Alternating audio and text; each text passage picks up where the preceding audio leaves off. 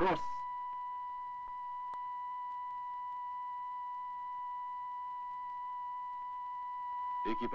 تصاویری که می‌بینید مربوط انفجار بمب هیدروژنی تزار اتحاد جماهیر شوروی است. Осталось 3 секунды. 2, 1, 0. Взрыв сопровождался световой вспышкой необычной силы. В этот момент самолет... این انفجار بزرگ در روز 30 اکتبر سال 1961 دست شد و به عنوان بزرگترین بمب اتمی ساخته شده توسط انسان شناخته میشه. قدرت انفجار 50 مگاتن بود. قدرت تخریب بمب تزار 3800 برابر قوی تر از بمب انداخته شده در هیروشیما ژاپن بود. بعد از تست بمب یک ابر سمارق شکل در آسمان پیدا شد که از 1000 کیلومتر دورتر دیده میشد. Через несколько секунд после взрыва диаметр пылевого столба составлял около 10 اما ای که بشر چگونه به این سلاح مرگبار دست یافت داستان امروز کانال یونیک پادکست است. پس بیایید با هم زمان را به عقب برگردانیم و ببینیم اولین بمب اتمی دنیا چگونه و در کجا ساخته شد.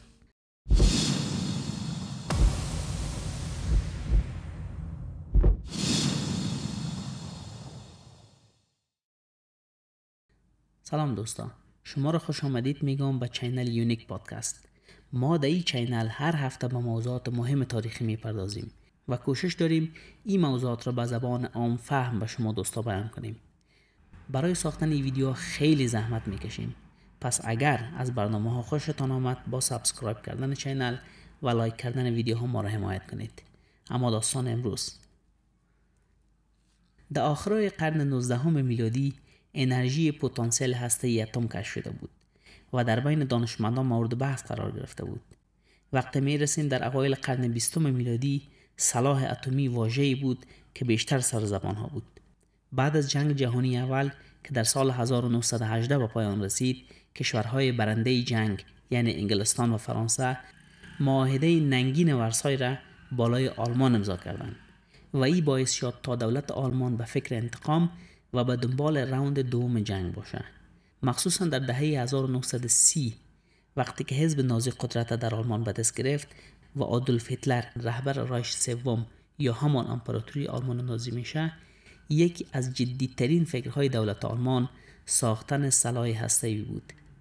در اواخر دهه 30 میلادی لیو سیلارد، فیزیکدان مجارستانی الاصل آلمانی که از ظلم نازی ها به آمریکا پناه برده بود، طی نامه‌ای به دولت‌های آمریکا، کانادا، فرانسه و انگلستان اونا را در مقابل پروژه‌های هسته‌ای آلمان نازی هشدار داده بود. ولی چون چندان دانشمند شناخته شده نبود، کسی به او توجه نکرد. سیلارد هم راه حل را در رفتن پیش استاد خود یعنی آلبرت انشتین می‌بینه. سیلارد موضوع پروژه ساخت سلاح اتمی آلمان‌ها را با آلبرت انشتین بیان می‌کنه و انشتین هم بعد از صحبت با سیلارد در زیر نامه‌ای که سیلارد برای رئیس جمهور آمریکا نوشته بود، نام و امضای خود نوشته کرده به روزولت میفرسته. خیلی ها به این عقیده هستند که ساخت بمب اتم مربوط انشتین میشه، ولی در اصل انشتین کسی بود که دولت آمریکا را از سلاح هسته‌ای و عواقبش در صورتی که به دست آلمان‌ها بفته با خبر ساخت. وقتی نامه به دست روزولت میرسه، او هم جدیت موضوع را میفهمه و بالاخره در سال 1939 میلادی پروژه مانهتن به نام مرکز تحقیقات سلاح هسته‌ای با اشتراک کشورهای آمریکا، انگلستان، کانادا و فرانسه شروع به کار میکنه. ولی تا سال 1942 هنوز سلاحی یا دیزاین سلاحی هم موجود نبود و این پروژه کدام فعالیت اساسی نداشت.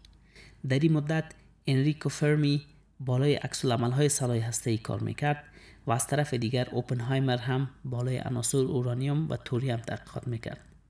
انشتین در اوایل بنابر ترسی که از عواقب سلاح هسته‌ای داشت به طور مستقیم داخل پروژه نشده بود، ولی پس آنها به علت ترغیب دوستانش و نفرتی که از نازی‌ها و آدولف هیتلر داشت قبول کرد تا بخش از پروژه باشه. در سال 1942 آلمان، فرانسه، شمال و شرق اروپا را تسخیر کرده بود. در شرق تا دروازه‌های مسکو و استالینگراد پیش رفته بود و در غرب هم روزانه لندن و دیگر شهرهای بزرگ انگلستان را بمباران میکرد و عملاً قوت برتر میادین جنگ بود. از طرف دیگر امپراتوری ژاپن بعد از بمباران خونین پیرل هاربر در حال فتح سرزمین‌های دیگه اقیانوس آرام بود. آمریکا که در روی کاغذ به طور رسمی در جنگ با آلمان و ژاپن بود، در صورت شکست شوروی و بریتانیا از کشیده شدن جنگ به خاک خود می‌ترسید. بنابراین تصمیم به سرعت دادن کار پروژه منهتن گرفت. در رأس پروژه فیزیکدان مشهور رابرت اوپنهایمر و جنرال لیزلی گرووز تعیین شد.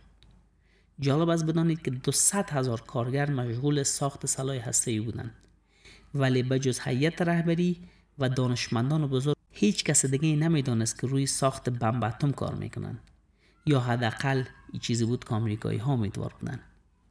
در آخرای سال 1944 بمب اتم در مراحل آخری تولید رسیده بود. اوپنهایمر قادر شده بود که نزدیک به 100 کیلوگرم پروتونیوم را تولید و آماده نصب در هسته بمب اتم کنه. ولی در این زمان بعضی صداهای مخالف هم بلند شده بود. دانشمندانی چون انشتین و سیلارد خواهان توقف پروژه در این مرحله بودند. چون در آخرای سال 1944 رایش سوم یا همان آلمان نازی دیگر برتری نظامی خود در تمامی جبهات از دست داده بود و مصروف دفاع و عقب نشینی در مقابل نیروهای متفقین در خاک خود آلمان بود. با وجود این همه رئیس جمهور روزولت خواست پروژه ادامه پیدا کند، ولی وعده داد تا که مجبور نشه از سلاح استفاده نکنه.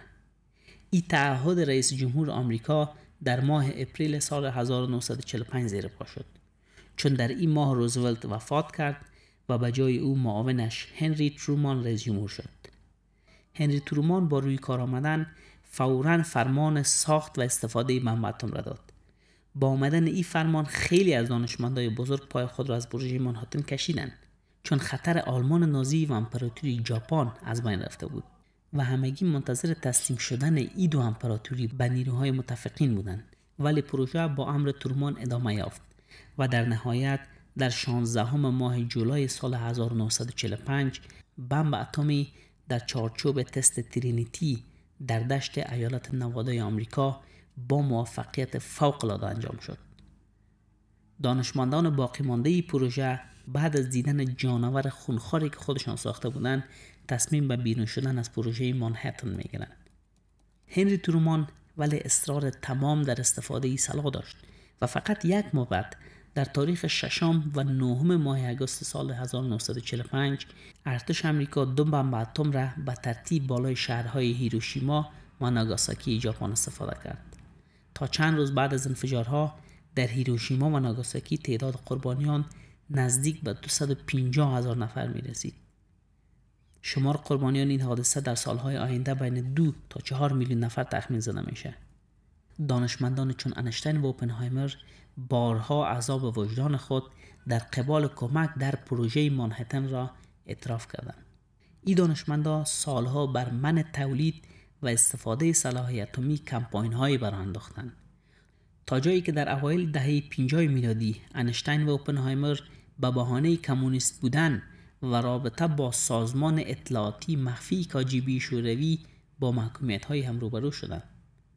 ولی سوالی که از او زمان تا کنون در ذهن خیلی از انسان‌ها باقی مانده ای است که امریکا به کدام دلیل تصمیم به استفاده این سلاح مرگبار که تا او زمان نظیرش را هیچ کسی ندیده بود گرفت. تاریخدانان و سیاستمداران برای این سوال 3 نظر ارائه می‌کنند.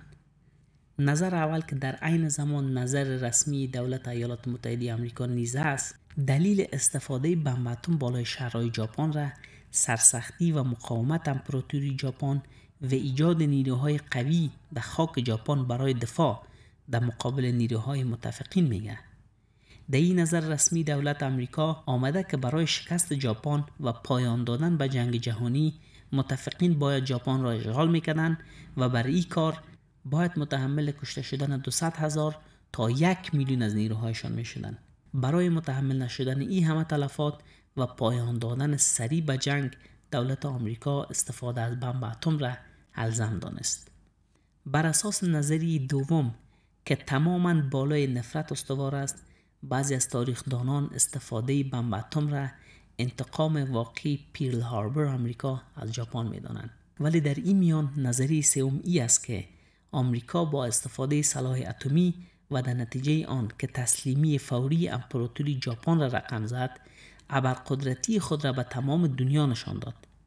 آمریکا با استفاده بمب اتم به جهانیان این پیام داد که ما بزرگترین سلاح تاریخ را ساختیم و در اختیار دارم. اگه خواسته باشیم این سلاح را برای هر کس استفاده میکنم و از این لحظه به بعد یگانه ابرقدرت نظامی دنیا ما هستم. یا از من اطاعت میکنید یا هم شما را در اجاق هستوی کباب میکنم. ولی طبقی که شما هم میفهمید بعد از اعلان ابرقدرتی آمریکا جهان به خواستای او سرخم نمیکنه. چون وقتی شما در یک مگا پروژه بیش از 200,000 نفر را به کار بگیرید و هر چند تمامی کوشش خود هم کنید که معلومات به خارج درز نکنه، همه چیز طبق خواستای شما پیش نخواهد رفت. قسمی که در اوایل گفتم در پروژه مانهاتن در کنار امریکا، بریتانیای کبیر، فرانسه و کانادا نیز دخیل بودند. ولی جناح دیگه متفقین که همان اتحاد جماهیر شوروی بود سهم در این پروژه نداشت. دولت مردای شوروی هم میفهمیدن که پروژه بزرگی است که دوستایشان از اونا پنهان میکنن. ولی روس‌ها هم موفق شده بودند که مقدار زیادی از جاسوسان کاجیبی را در پروژه مانهاتن داخل کنند.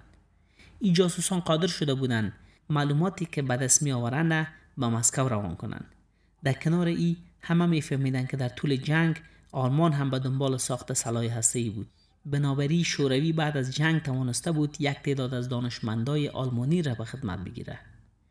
هنوز 2 سال از ساخت و استفاده بمب اتم توسط آمریکا نگذشته بود که اتحاد جماهیر شوروی نیز در سال 1947 اعلان کرد که بمب هسته‌ای خود را ساخته. بدین گونه یکی از مهمترین واقعات قرن 20 میلادی آغاز شد که ما و شما امروز او را به نام جنگ سرد میشناسیم. بلوک‌های شرق و غرب ساخته شد و نه تنها آمریکا و شوروی بلکه با گذشت زمان فرانسه، انگلستان، چین، هندوستان، پاکستان و اسرائیل نیز صاحب سلاح‌های هسته‌ای شدند. بله، بمب‌های اتم مخوف‌ترین و مخرب‌ترین سلاحی است که بشر برای نابودی یکدیگر تاکنون ساخته. هر لحظه هم یکی از کشورهای دارای بمب اتم قادر به استفاده این سلاح هستند. ولی همین موضوع که این سلاح‌ها امروز در دست چند کشور است شاید یکی از دلایل مهمی باشه که جنگ اتمی تا هنوز رخ نداده. اگه این سلاح‌ها تنها در دست شوروی و امریکا میماند شاید استفادهش در نقاط مختلف دنیا میبودیم. ولی همین امر که سلاح‌های کشتار جمعی در دست چندین کشور است باعث شده که کشوری جسارت استفاده از او رو در مقابل کشور دیگر نکنه. به طور مثال زمانی که بلوک شرق و غرب با تمامی تجهیزات و سازوبرگ‌های نظامی خود در جنگ کوریا با هم روبرو شده بودند و جنگ هم به بنبست کشیده شده بود، جنرال مک آرتور، یکی از فرماندهان 5 ستاره آمریکایی جنگ جهانی دوم، از رئیس جمهور ترومان خواسته بود که بر مواضع دشمن بمب اتم استفاده کنه. ولی ترومان که به خوبی از سلاح‌های اتمی شوروی با خبر بود، نمیخواست که آغازگر جنگ ویرانگر اتمی در دنیا باشه. یعنی میتونیم بگوییم که شروع نشدن جنگ جهانی سوم و کشته نشدن شاید هم صدها میلیون انسان را مدیون بزرگترین و مرگبارترین سلاح‌هایی هستیم که خود ما ساختیم تا هم نوایان ما را از بین ببریم. اگر جمع‌بندی کنیم به این نتیجه میرسیم که پروژه مانهاتن یکی از بزرگترین و سری‌ترین پروژه‌هایی بوده که سبب ارتباط علم با تکنولوژی نظامی و تخریب بیمانن و کشته شدن مستقیم یا غیر مستقیم چندین میلیون انسان شده.